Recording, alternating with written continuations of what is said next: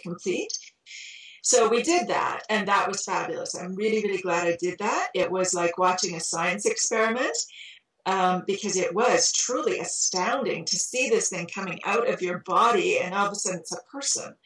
And it also helped me to see what was going on, because the doctor, she said to me, like, okay, can you try to push?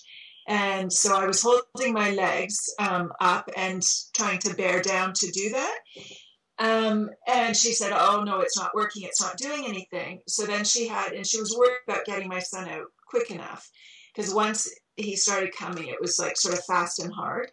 And so she used like a vacuum thing on his head to suck him out.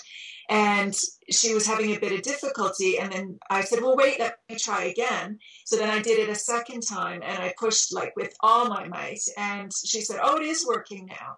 It is, so there must have been enough that was helping to push him out. I couldn't feel anything. That's why the mirror was so helpful, because I couldn't feel anything.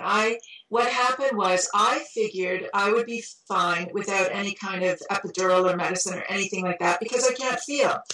So they started the drip at noon, and that night by about 10, I started to get such bad sweats and chills, and I felt like I was having a hyperreflexic attack. And I was really scared. I got really, really frightened, and I started to cry. And then, of course, my husband got frightened. And so then they said, well, let's try an epidural then. So at the last minute, they called in a guy and did an epidural. So on top of the spinal cord injury, the epidural, the minute they did the epidural, all the sweating and chills and all that stuff went away.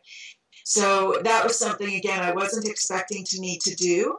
But I'm really, really glad I did, because for whatever was going on, I think that was my body's pain response, but it was frightening me. It was really scary, and it was really, I was worried. I thought, I don't want to die before I see my baby. And who knows, maybe it wouldn't have gone that far, but it was really giving me, like, I was really panicking about it. So, doing that made it more comfortable.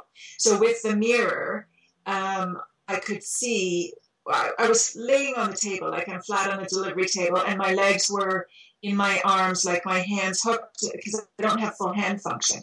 My arms were, my legs were hooked under, my arms were hooked around under my legs, and then I was pulling up on my legs like that, so that I was sort of adding to I don't know, like a birthing position or something. I don't know. But it was very successful. It helped. And it made me feel more involved in the delivery as well. I felt like I had more control of it, instead of just laying there and waiting for her medically to get this baby out of my body. So it was extremely empowering, and I felt, on top of the world after that. It was quite euphoric because I could tell, and because she acknowledged that it was working, my pushing.